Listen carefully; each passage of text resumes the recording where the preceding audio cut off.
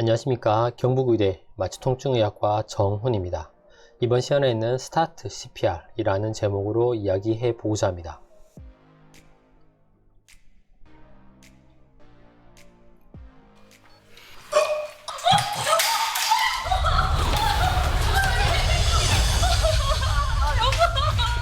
뭐예요?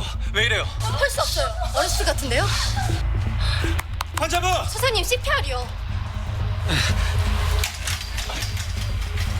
빨리 윤서정 선생님 풀어주세요.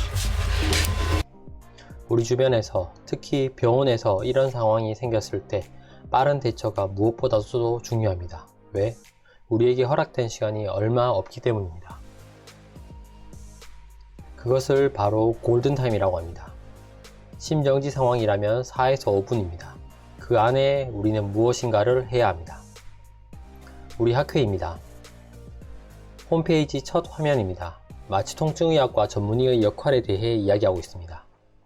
수술 전, 중, 후 환자 관리의 전문가로서, 중환자 관리의 전문가로서, 통증 관리의 전문가로서 진료합니다. 여기 또 한 가지 역할에 대한 언급이 있습니다. 바로 심폐소생술 전문가로서의 역할입니다.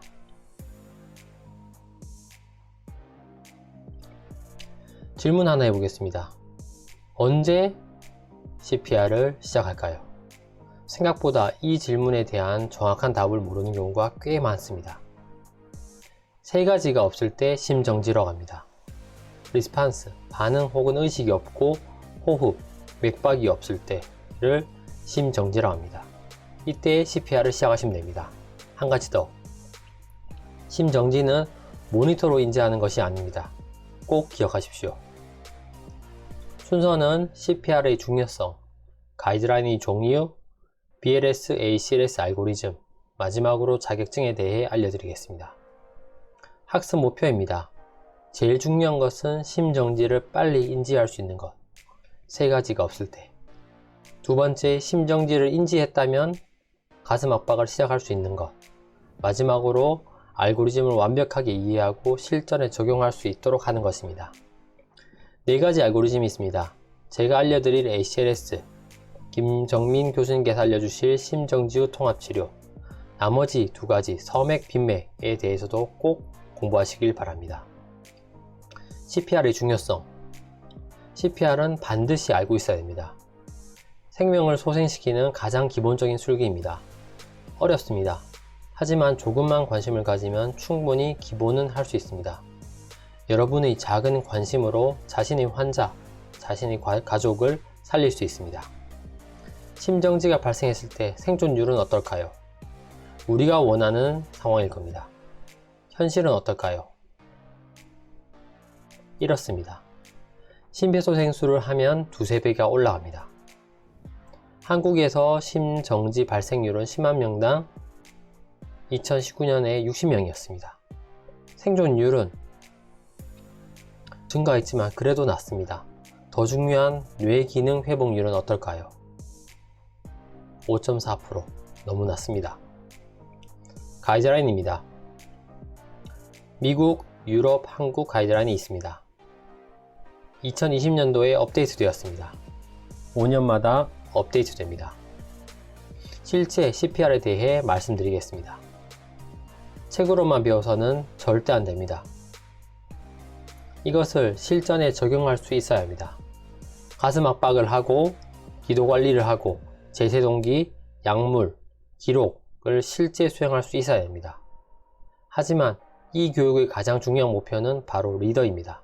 여러분이 리더 역할을 수행할 수 있도록 알려드리겠습니다. 미국 가이드라인을 기본으로 하여 말씀드리겠습니다. Chain of Survival, 생존 사슬입니다. 가장 기본이 되는 개념입니다. 2020년 여기에 한 가지가 더 추가됩니다. 회복입니다. 이것은 한 개인이 해결할 수 있는 문제는 아니고 의료 시스템이 구축되어야 되는 분야입니다. BLS, 기본 소생술입니다. 제일 먼저 주변의 안전을 확인하고 다가갑니다. 그리고 리스판스, 반응 혹은 의식을 확인해야 합니다. 그 다음 119나 코드블루를 띄우고 제세동기를 요청합니다. 그 후 호흡 맥박을 확인합니다. 병원 안에서 누군가 쓰러졌다고 가정해 봅니다. 가장 먼저 주변의 안전을 확인합니다. 이때부터 리더는 중요한 행동을 해야 합니다. 바로 이야기를 해야 합니다. 그것도 크고 정확하게 이야기해야 됩니다. 이야기해야 할 내용은 딱 두 가지입니다. 인지한 내용을 이야기를 하고 처치에 대해 이야기하면 됩니다. 예를 들어 VF입니다. 200줄로 샥 주고 가슴 압박하겠습니다. 처음에는 어렵습니다. 하지만 꼭 연습하셔야 합니다. 안전이 확인되면 환자에게 다가가 반응을 확인해야 합니다. 환자분 괜찮으세요? 반응이 없으면 그 다음은 맥박과 호흡 확인이 아닙니다. 안전 확인, 반응 확인, 맥박 호흡 확인하기 전에 이것들을 해야 됩니다. 119나 코드 블루를 방송하고 재세동 요청한 후 맥박과 호흡을 확인합니다. 예전에는 호흡 맥박 확인 후 도움 요청과 재세동기 요청을 했는데 변경되었습니다. 반응이 없습니다. 코드 블루 방송해 주시고 재세동기 가져와 주세요. 그 다음에 맥박 호흡을 확인합니다. 맥박 호흡 확인하겠습니다. 맥박 호흡은 몇 초 안에 확인할까요? 10초 이내입니다. 헤드 틸트 춘 레프트를 시행하면서 호흡을 확인하고 카로티드나 페모랄의 맥박을 확인합니다. 동시에 호흡 맥박을 확인하면 세 가지 상황이 발생할 수 있습니다. 호흡 맥박이 모두 정상이라면 잘 관찰하면서 구조를 기다리면 됩니다. 맥박은 있는데 호흡이 없다면 구조 호흡을 실시합니다. 6초마다 한 번씩 구조 호흡을 시행합니다. 둘 다 없다면 심정지 상태로 CPR을 시행하면 됩니다. 반응, 맥박, 호흡이 없으면 심정지입니다. 바로 CPR을 시작하면 됩니다. 30대 2로 가슴 압박 30번 한 후 2번의 인공호흡, 다시 가슴 압박 30번, 동시에 하는 것이 아니고 순서대로 따로따로 해야 됩니다. 반응, 맥박, 호흡 없습니다. 심정지입니다. 심폐소생술 시작하겠습니다. CPR을 시작하면 됩니다. ACLS 전문 소생술입니다. 가슴 압박과 인공호흡을 시행하고 있다가 EKG가 부착되면 가슴 압박을 중지하고 리듬을 확인합니다. 재세동이 필요한 리듬인지 아닌지를 구분할 줄 알아야 합니다. EKG는 딱 4가지밖에 없습니다. 재세동을 하고 가슴 압박을 하는 리듬 2가지, 재세동 없이 가슴 압박만 하는 리듬 2가지입니다. VF입니다. 재세동하고 가슴 압박. VT입니다. 이때는 바로 재세동을 하면 안됩니다. 맥박을 확인하고 맥박이 없는 경우 펄스 리스, 소문자 P를 써서 PVT, 이 경우 재세동하고 가슴 압박해야 됩니다. AC솔입니다. 재세동 없이 가슴 압박만. 이 3가지 리듬을 제외한 어떤 리듬이라도 보인다면 리듬을 정확하게 분석할 필요는 없습니다. 바로 맥박 확인합니다. 맥박이 없으면 PEA입니다. 가슴 압박만 해주시면 됩니다. 만약 이런 경우에 맥박이 있으면 ROSG, 환자가 돌아온 것입니다. 리더는 이때도 이야기를 해야 됩니다. 예시를 만들어 보았습니다. 실제로 한번 해보겠습니다. 큰 소리로 따라해 보십시오.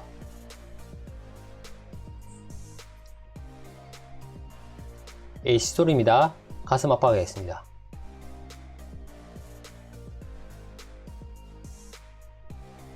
VIF입니다. 200줄을 재세동 후 가슴 압박하겠습니다.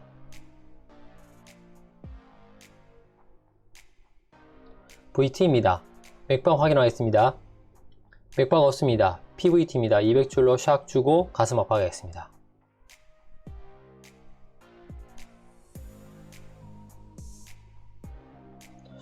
어떤 리듬 보입니다. 맥박 확인하겠습니다. 맥박 없습니다. PA입니다. 가슴 압박하겠습니다. 한 가지 더 해보겠습니다.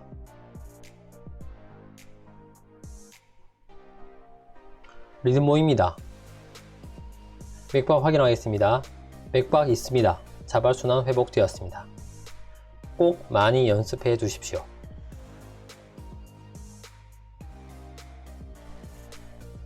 리듬을 따라 가시면 됩니다. 샥이 필요하다면 샥을 주고 2분간 CPR, IV 라인을 잡아주시고요.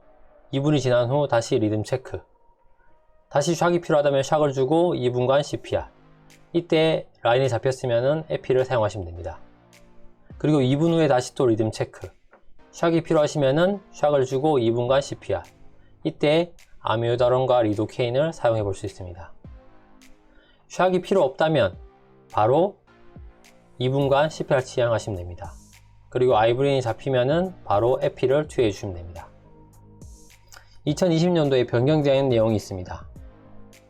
예전에는 아미오다론밖에 없었는데 리도케인이 추가되었습니다. 또 하나 더, 에피, 가급적이면 신속하게 투여하기를 권장하고 있습니다. 리더가 가슴 아파하고 있으면 병원이라면 도와줄 사람이 금방 모일 것입니다. 그러면 리더는 생각해야 됩니다. 자신이 리더를 해야 되는 상황이라 판단되면 재빨리 A 선생님, 가슴 아파할 수 있나요? 네. 하나 둘 셋 하고 교제하겠습니다. 네. 하나 둘 셋. 이렇게 빠르게 리더의 역할로 태세 전환을 해야 됩니다.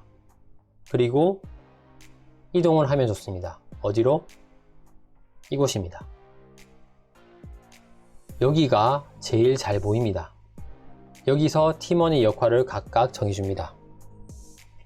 역할 분담을 정해주는 것이 생각보다 어렵습니다. 팀원의 능력을 모를 수도 있고 시간도 소요되기 때문에 저는 팀원들이 자신이 잘하는 역할에 자원하는 것이 훨씬 시간을 절약할 수 있다고 생각합니다. 예를 들어 제가 기도관리를 하겠습니다. 또한 자신의 능력과 한계를 정확하게 파악하여 필요하다면 도움을 요청할 줄도 알아야 합니다. 이 역할들 중에서 저는 가슴 압박이 가장 중요하다고 생각합니다. 특별한 이유가 없다면 무조건 가슴 압박을 지속하는 것이 무엇보다도 중요합니다. 인튜베이션이 없는 상태에서 마스크 벤틸레이션을 할 때, 리듬 분석과 맥박 확인을 할 때를 제외한 모든 순간 가슴 압박을 하고 있어야 합니다. 많이 실수하는 경우가 제세동기를 부착하거나 충전할 때 제세동 직후에 가슴 압박이 중단되는 경우가 많습니다. 절대 멈춰서는 안 됩니다. 다음으로 제세동. 빠른 제세동을 위해 빨리 움직이셔야 합니다. 도착하지 않았다면 제세동기 빨리 가져와 주세요. 제세동이 이루어질 때까지 걸린 시간입니다. Y축은 생존율, X축은 걸린 시간입니다. 이런 식으로 변합니다. 1분이 지연될 때마다 생존율이 10%씩 감소하기 때문에 신속한 제세동이 매우 중요합니다. 제세동기를 누군가 부착했다면 제세동기 부착되었습니다 라고 이야기해야 합니다. 그러면 리더는 심장 분석하겠습니다. 모두 물러나 주세요. 의료진이 환자에서 떨어진 것을 확인한 후 리듬 분석을 시작합니다. 그리고 그 결과를, 처치를 큰 목소리로 분명하게 표현해야 합니다. 앞에서 같이 했던 내용입니다. 이렇게 이야기해야 되는 이유는 이야기함으로써 도움을 받을 수 있습니다. 또한 틀린 경우에 수정될 수도 있습니다. 200줄로 제세동하겠습니다. 모두 환자에게서 떨어지세요. 제세동 직후에 바로 가슴 압박 해주세요. 30대 2로 시작합니다. 얼마 동안? 2분 동안. 2분간 CPR을 하고 2분 후에 다시 리듬을 확인합니다. 이 2분 동안 특히 많이 하는 실수가 있습니다. 다들 EKG만 보고 있습니다. 2분간 EKG 볼 필요 전혀 없습니다. 가슴 압박 때문에 VT 비슷하게 보입니다. 잘 모르면 VT니까 샥을 시행하려고 하는 경우까지 본 적이 있습니다. 절대 이러시면 안 됩니다. 2분 동안 리더는 팀원들을 살펴야 합니다. 각 팀원들이 어려움이 없는지, 잘 수행하고 있는지 아이 컨택까지 하면 더 좋겠습니다. 이런 식으로 팀원들에게 어떤 말을 하면 될까요? 가슴 압박 담당자에게는 가슴 압박 어떤가요? 속도 아주 좋습니다. 혹은 조금만 더 빨리 해주세요. 속도는 100에서 120회, 깊이는 5에서 6cm. 2분 후에 리듬 분석할 때 가슴 압박 교체하겠습니다. 에어웨이 담당자에게는 기도 관리 어떤가요? 저항갑은 없는가요? 인튜베이션 부탁드리겠습니다. 과환기는 절대 안 됩니다. 마스크 환기할 때는 30번 가슴 압박한 후에 2번의 인공호흡, 그리고 다시 가슴 압박 30번입니다. 인튜베이션이나 LMA를 넣었다면 가슴 압박에 상관없이 6초마다 한 번씩 구조호흡 부탁드립니다. 모니터, 저에게 잘 보이도록 위치시켜 주십시오. ETCO2는 10 이상 되는지 계속 확인 부탁드립니다. 플루이드 담당자에게는 IV 라인 확보 부탁드립니다. 에피는 1mg 4분마다 IV 부탁드립니다. 아미오다론과 리도케인도 준비해 주십시오. 기록 담당자에게는 기록 잘 부탁드립니다. 중간중간 시간도 알려주십시오. 이렇게 리더는 2분 동안 모든 팀원들이 잘 수행하고 있는지 확인할 줄 알아야 합니다. 리더는 전문가다운 태도로 팀원을 존중하면서 CPR을 이끌어야 합니다. 각자 역할에 문제가 있으면 바로 말씀해 주십시오. 다들 잘하고 있습니다. 조금만 더 힘내서 환자를 살려봅시다. 이런 응원과 격려도 중요합니다.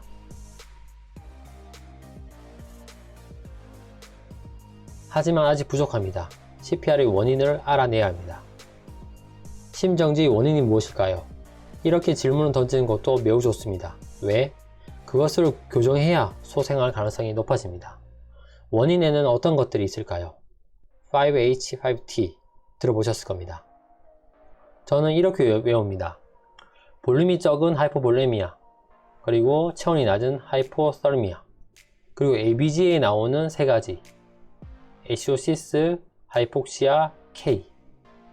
5T는 톡신, 그리고 눌리는 거 2개, 폐 때문에 눌리는 텐션 뉴모소락스, 심장이 바로 눌리는 카디악 탐폰, 막히는 거 2가지, 폐가 막히는 퍼리머리 스트롬보 엠볼리즘, 심장이 막히는 MI. 신경 쓸 것이 또 있습니다. CPR이 정말 효과적으로 수행 중인지 확인해냅니다. 어떻게? ETCO2입니다. 가슴 압박하는 동안 이렇게 나오면 안됩니다.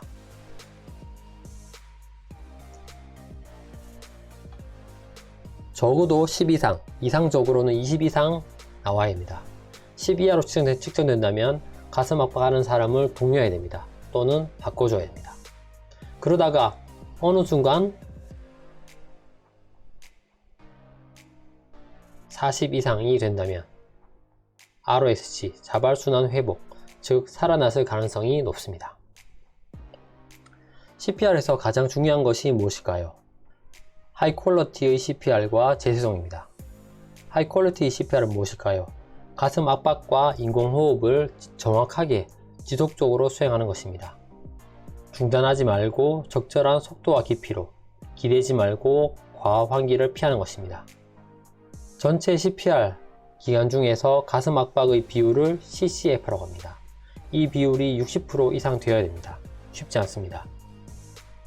알고리즘에서 이 부분이 하이 퀄리티 CPR에 대한 내용입니다. 꼭 기억하시길 바랍니다. 열심히 정확하게 CPR을 수행한다면 이런 일이 생길 것입니다. 이것을 ROSC, 자발순환 회복이라고 합니다. 맥박이 촉지되거나 ETCO2가 40 이상 상승, A라인에서 웨이브가 나오기 시작할 것입니다. ROSC, 자발순환 회복되었습니다. 고생하셨습니다. 심정지 후 통합치료 시작합시다. 이것을 해주시면 됩니다. 이 부분은 김정민 교수님께서 강의해 주십니다. 이것이 끝일까요? 중요한 것이 남아 있습니다. 디브리핑이라고 하는 과정을 해주셔야 합니다.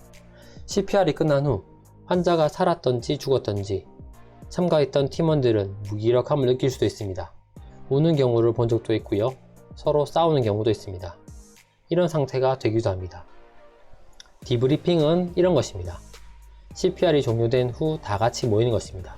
바로 직후가 될 수도 있고 시간을 약간 두고 하는 방법도 있습니다. 분위기는 아주 편안해야 됩니다. 잘못을 추궁하는 과정이 아닌 더 발전하기 위해 다음에는 어떻게 하면 좋을지 서로 이야기를 하고 변화를 만드는 과정입니다. 저는 이 디브리핑 과정이 매우 중요한 과정이라고 생각합니다. 시뮬레이션 교육 역시 매우 중요합니다. 특히 CPR은 시뮬레이션 교육을 꼭 하셔야 합니다. 응급 상황을 마주했을 때 해결하기 위해 교육이 반드시 필요합니다. 교육 방법 중 시뮬레이션 교육이 가장 효과적인 방법이라고 저는 생각합니다. 환자에게 해가 없이 할 수 있다는 것도 매우 중요한 이유입니다. 심폐소생술 자격증. CPR 자격증은 크게 두 가지입니다. 대한심폐소생협회와 미국심장협회. 프로바이더, 즉 배우는 사람입니다. 그리고 그 사람들을 가르치는 인스트럭터 과정이 있습니다. 체계적으로 배운 사람과 그렇지 않은 사람은 확실한 차이가 있습니다. 저는 마취통증의학과를 전공한다면 적어도 이 정도 자격증은 보유하셨으면 좋겠습니다. 이 사이트에 들어가면 자세한 내용이 나와 있습니다. 정리해 보겠습니다. 도움이 되셨습니까? 대한심폐소생협회의 슬로건입니다. 나 하나로 또 하나의 생명을. 잘못된 이야기입니다. 여러분은 의료진입니다. 여러분 한 명으로 인해 수십, 수백 명의 환자가 살아나는 기적이 일어날 것입니다. 꼭 기억해 주십시오. 빠른 심정지 인지가 가장 중요합니다.